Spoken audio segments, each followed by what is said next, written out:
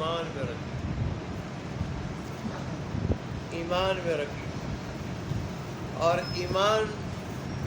کی جو خاص صفات ہے، ایمان کی خاص صفات، ان میں اللہ نے وہ کامیابی رکھی دونوں جہانوں کی، اور ظاہر اصل کامیابی تو آخرت کی۔ تو اللہ نے آخرت کی کامیابی خاص طور پر ایمان میں اور ایمانی صفات میں رکھی۔ یہاں پہ اللہ تبارک و تعالیٰ نے صاف الفاظ میں تردید فرمائی آج کل کے انسانوں کے ذہنوں کی اور پھر مسلمانوں کی بھی، کہ آج مسلمان بھی سمجھتے ہیں کہ کامیابی دنیاوی مناصب میں ہے اور مالداری میں ہے، دنیا کے ہنر اور کمال کے حاصل کرنے میں کامیابی ہے۔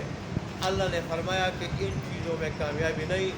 دونوں جہانوں کی کامیابی اور خاص کر آخرت کی کامیابی وہ ایمان میں ہے اور ایمانی صفات ہے۔ رب کائنات جس چیز کو کامیابی کا ذریعہ بتائے، ظاہر ہے وہی کامیابی کا ذریعہ،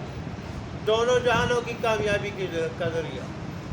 لہذا ہم اہل ایمان کو تو خاص طور پہ اللہ کا شکر ادا کرتے ہوئے ان صفات کو اپنانا چاہیے جن صفات کا اللہ تبارک و تعالیٰ نے یہاں اس صورت کے آغاز میں ذکر کیا، اور پھر اللہ تبارک و تعالیٰ نے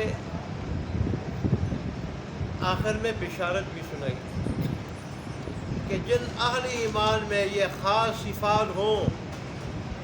ان کو اللہ تبارک و تعالیٰ جنت الفردوس نصیب کرے،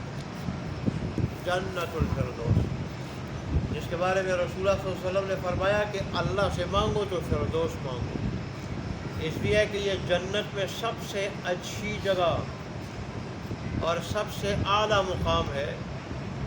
اور اس کی چھت اللہ تبارک و تعالیٰ کا عرش ہے، اور جنت کی جتنی نہریں ہیں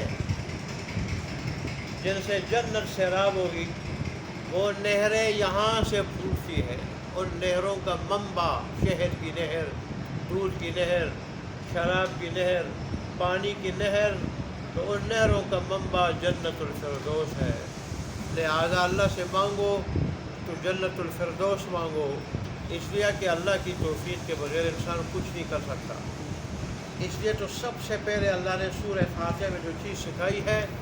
وہ رب سے مانگنا سکھایا، رب سے مانگنا، اور مانگنا بھی آخرت کا مانگنا، صراط مستقیم کا مانگنا۔ دیکھیں یہ ایسی جامع دعا ہے، وہ حکیم ذات ہے، وہ حکیم ذات ہے، اس نے ایسی چیز کی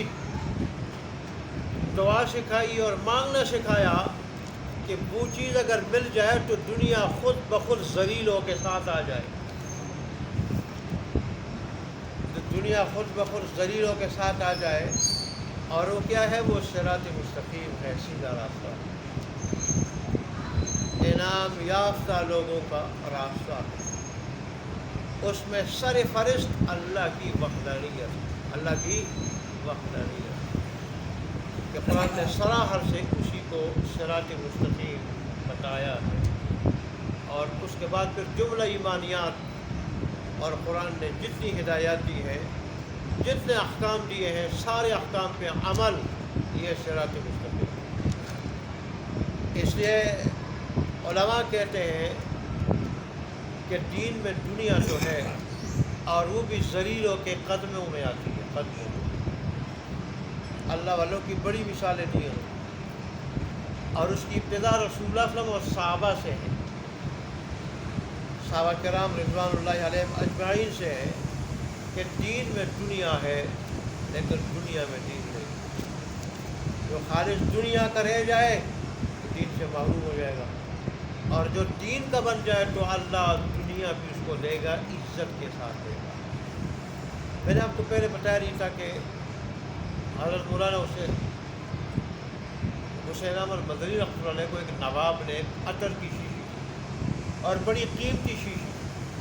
انہوں نے اسی وقت وہ لے لی کپڑوں پہ، پگڑی پہ، اور ختم کر دی۔ نواب نے کہا کہ حضرت یہ شیشی تو ایک ہفتے سے پہلے میں نہیں استعمال کر سکتا، ہفتے میں ایک ہی استعمال کر سکتا ہوں نواب ہو کے۔ تو حضرت مدنی رحمۃ اللہ نے برجستہ فرمایا کہ اللہ مجھے روز اس طرح ایک شیشی بھیج دیتا، نواب جس شیشی کا استعمال روز نہیں کر سکتا تھا، حضرت مدنی رحمۃ اللہ علیہ چٹائیوں پہ بیٹھ کے مسجد مدرسے میں بیٹھ کے بخاری پڑھاتے ہوئے، دین پڑھاتے ہوئے اللہ اس طرح کی روز ایک شیشی بھیجتی۔